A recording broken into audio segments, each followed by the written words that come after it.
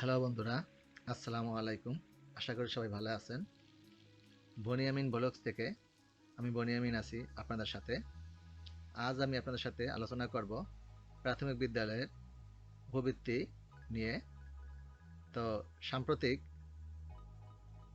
2021-22 অর্থ বছরে প্রাথমিক শিক্ষার জন্য উপবৃত্তি প্রাপ্য সুবিধাভোগী ছাত্রছাত্রী অভিভাবকদের তথ্য ও চাহিদা হালফিল করার প্রসঙ্গে একটি মেইল বা চিঠি এসেছে প্রাথমিক শিক্ষা অধিদপ্তরের উপবৃত্তি বিভাগ থেকে।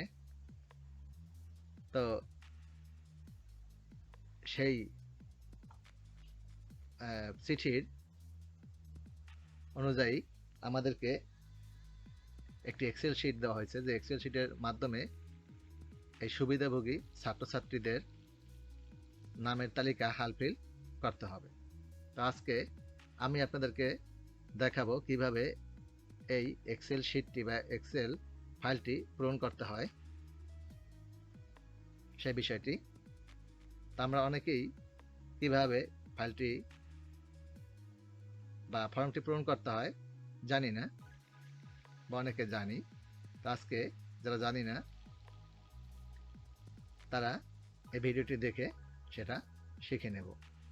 তো চলুন আমরা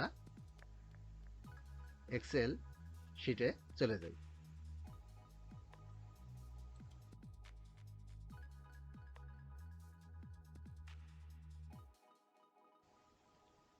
তা আমরা এক্সেল শিটে চলে আসছি। এখানে একটি এক্সেল শিট আমাদেরকে প্রাথমিক শিক্ষা অধিদপ্তর মেইলে পাঠিয়েছে। আপনারা সেখান থেকেও শিটটি ডাউনলোড করে নিতে পারেন। তাছাড়া আমি ডেসক্রিপশনে এই এক্সেল শিটটির লিঙ্ক দিয়ে দিলাম, আপনারা সেখান থেকে ডাউনলোড করেও পূরণ করে জমা দিতে পারেন।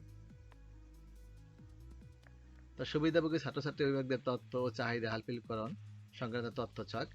এখানে দেখি প্রথমে EMIS কোড নাম্বার দিতে হবে। তো আমরা এখানে EMS কোডের ঘরে আমি একটি কোড দিয়ে রেখেছি উদাহরণস্বরূপ। আপনারা পুরাতন সরকারি হলে 91 দিয়ে, আর নতুন সরকারি অর্থাৎ রেজিস্ট্রিকৃত বিদ্যালয়গুলো যে সরকারি করা হয়েছে সেগুলো হলে 99 দিয়ে বা অন্য কোড অন্যান্য যা আছে তা সেই তাদের নির্ধারিত কোড দিয়ে এই EMS কোডটি পূরণ করতে হবে। আমি একটু উদাহরণস্বরূপ দিয়ে দিলাম। তারপরে একটি স্কুলের নাম আমি এখানে উদাহরণস্বরূপ লিখে দিলাম। তারপরে ক্লাস, যেই ক্লাসের বা যেই ক্লাসের ছাত্রছাত্রীদের তথ্য আপনি এখানে পূরণ করতে চান ক্লাসের ঘরে সেই ক্লাসটি দেবেন। আমি এখানে উদাহরণস্বরূপ ক্লাস 1 দিলাম। তারপর সেকশনটা যারা আছে দিবেন, বা না দিলে কোনো সমস্যা নেই। তারপরে আমরা যদি নিচে আসি, দেখি এখানে roll number, name of student, birth registration number, date of birth, gender, mother's name, mother's date of birth, mother's NID, father's name, father's date of birth, father's NID। তারপরে আছে বেনিফিশিয়ারি নেম, যদি অভিভাবক না থাকে তাহলে যে লিগ্যালভাবে অভিভাবক তার নাম এখানে আসবে, আর তার ডেট অফ বার্থের এখানে আসবে। আর যদি বাবা মা থাকে তাহলে 12 এবং 13 কলাম পূরণ করার প্রয়োজন নেই। তো এইভাবে মোট 17টি কলাম আপনাদেরকে পূরণ করতে হবে। তা আমি একটি কলাম করে দেখিয়ে আমি একটি স্টুডেন্টের তথ্য এখানে পূরণ করে দেখাচ্ছি। আশা করি আপনারা বাকিগুলা অনুরূপভাবে পূরণ করতে পারবেন। প্রথমে আমি রোল নাম্বারের ঘরে উদাহরণস্বরূপ রোল নাম্বার 1 দিলাম। নেম অফ স্টুডেন্ট, আমি একজন স্টুডেন্টের নাম এখানে দিয়ে দিলাম। বার্থ রেজিস্ট্রেশন, আপনারা ওই স্টুডেন্টের যে বার্থ রেজিস্ট্রেশন নম্বর নং আছে সেটা দেখে দিয়ে দেবেন। আমি এখানে উদাহরণস্বরূপ একটি দিয়ে দিচ্ছি।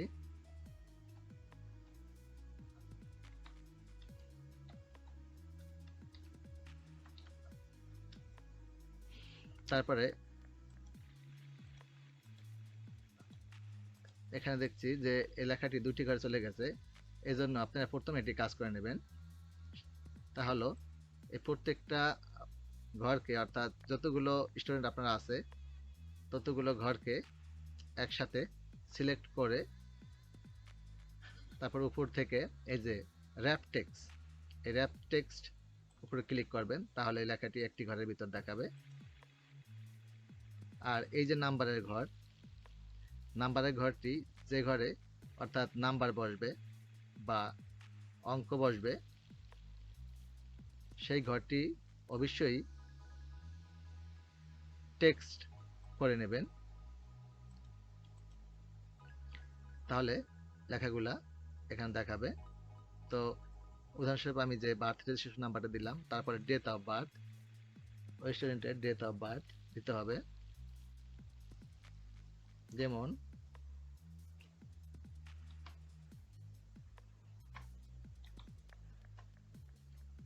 আমি একটি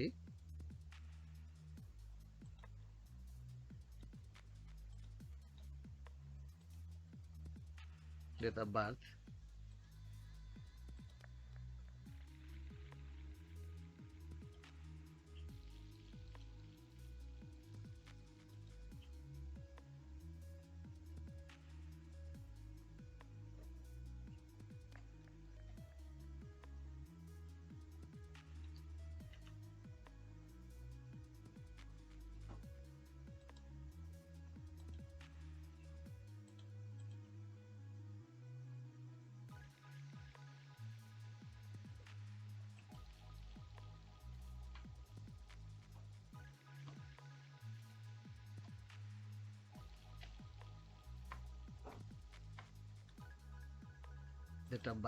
দিয়ে দিলাম।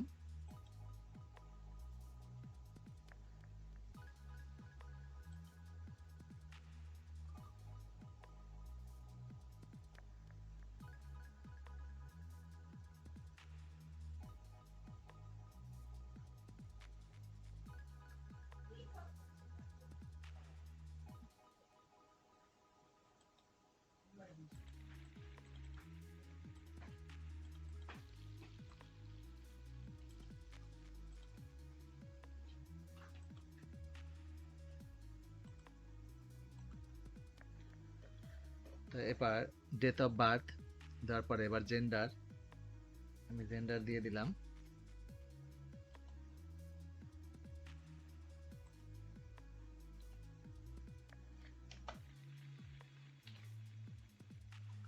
মাদার নেম,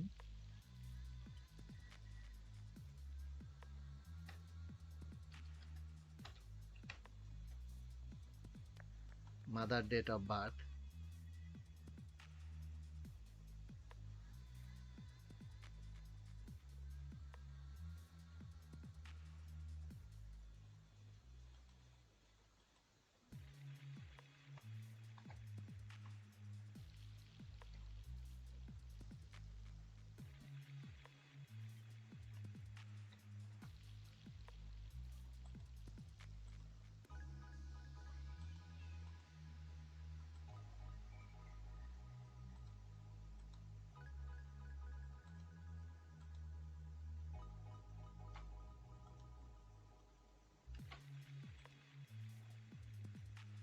তারপরে মাদার এনআইডি,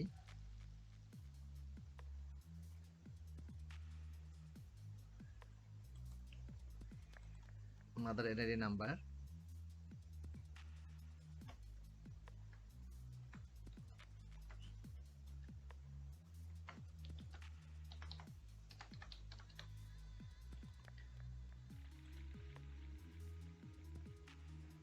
তো এটাকে টেক্সট করে দিতে হবে। তারপর ফাদার নেম,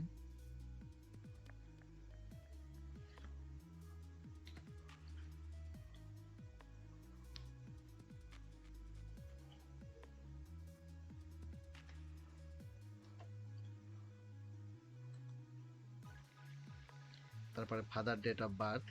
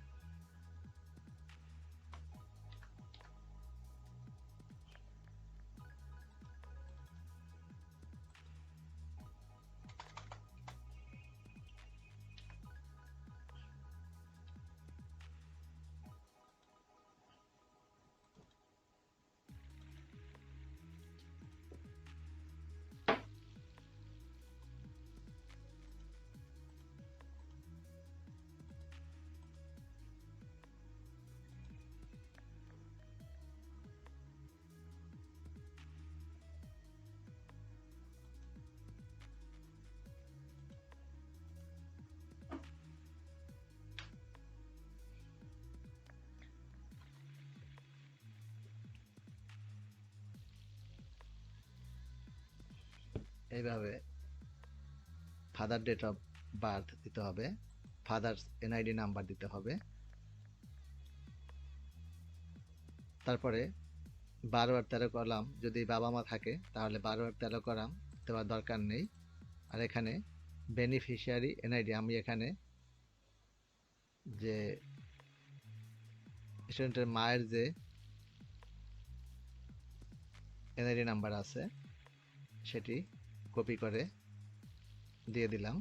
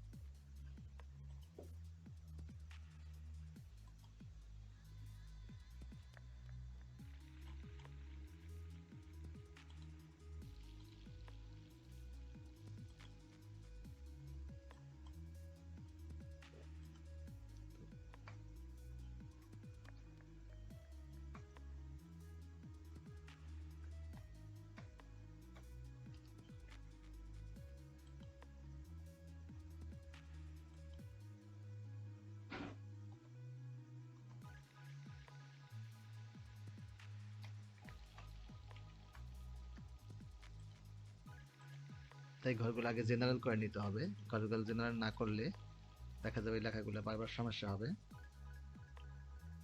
তো আপনারা এই ঘরগুলো আগে জেনারেল করে নেবেন।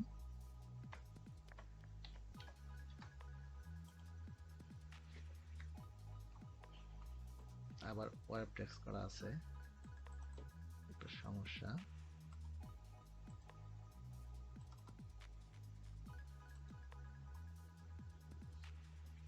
যাই হোক, তো এইভাবে ফাদার এনআইডি নাম্বার দিবেন। শেষে রিলেশনশিপ উইথ স্টুডেন্ট, অর্থাৎ এই যে তামিম তার সাথে সম্পর্ক কি, তো সন মানে ছেলে, আর মেয়ে হলে অবশ্যই ডটার লিখতে হবে। বেনিফিশিয়ারি মোবাইল নাম্বার, এটাকে অবশ্যই টেক্সট করে নেবেন, নাহলে শূন্যটা আসবে না। যেমন 01718, এখানে একটি উদাহরণস্বরূপ একটি নাম্বার দেওয়া হলো। তারপরে name of mobile financial service, অর্থাৎ 17 নম্বর কলামে তো এই যে নাম্বারটা আছে সেটা কোন অর্থাৎ বিকাশ করা না নগদ করা না রকেট করা সেটা লিখে দিতে হবে। যদি এটা বিকাশ থাকে তো এখানে লিখতে হবে বিকাশ, তো আমি এখানে বিকাশ লিখে দিচ্ছি।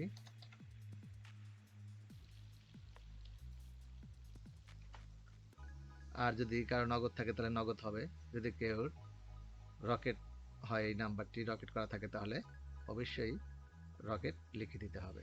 তো এভাবে আপনারা পরবর্তী রোল নং 2, 3 এভাবে যতগুলো স্টুডেন্ট আছে প্রত্যেকের নাম, অর্থাৎ যারা এই উপবৃত্তি প্রাপ্ত হবেন বা সুবিধাভোগী ছাত্রছাত্রী তাদের নাম এভাবে সিরিয়াল বাই একের পর এক লিখে দিতে হবে। তো এইভাবে দ্বিতীয় শ্রেণী, তৃতীয় শ্রেণী, চতুর্থ শ্রেণী, পঞ্চম শ্রেণী এবং প্রাক প্রাথমিক ছাত্রছাত্রীদের তালিকাভুক্ত করতে হবে। আশা করি সবাই বিষয়টি বুঝতে পারছেন। যদি আমার এই তথ্যটি আপনাদের ভালো লাগে তাহলে অবশ্যই আমার চ্যানেলটি সাবস্ক্রাইব করবেন এবং পাশে থাকা বেল আইকনটি চেপে দেবেন, যাতে পরবর্তীতে এই ধরনের অন্যান্য তথ্য সবার আগে আপনি পেয়ে যান। ধন্যবাদ ভিডিওটি দেখার জন্য।